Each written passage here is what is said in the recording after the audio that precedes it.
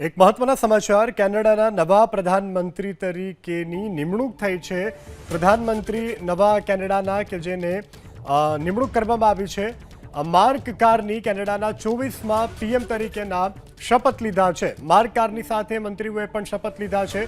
ટ્રુડોએ પ્રધાનમંત્રી પદેથી સત્તાવાર રીતે રાજીનામું આપ્યું। કેનેડાના નવા પ્રધાનમંત્રી બન્યા છે માર્ક કાર્ની। કેનેડાના 24માં પીએમ તરીકે માર્ક કાર્નીએ શપથ લીધા છે। માર્ક કાર્ની સાથે મંત્રીઓએ પણ શપથ લીધા છે। જસ્ટિન ટ્રુડોએ પ્રધાનમંત્રી પદેથી સત્તાવાર રાજીનામું આપ્યું છે અને હવે કેનેડાની જે કમાન છે તે માર્કના હાથમાં રહેશે। તો જસ્ટિન ટ્રુડોના રાજીનામા બાદ અનેક પ્રધાનમંત્રીના નામની ચર્ચાઓ હતી, તેના વચ્ચે હવે માર્ક કાર્ની કેનેડાના પ્રધાનમંત્રી બન્યા છે। જસ્ટિન ટ્રુડોએ સત્તાવાર રીતે રાજીનામું આપ્યું છે। હવે માર્ક કાર્ની કેનેડાની ધુરા સંભાળશે। તો માર્ક કાર્નીની સાથે અન્ય મંત્રીઓએ પણ શપથ લીધા છે।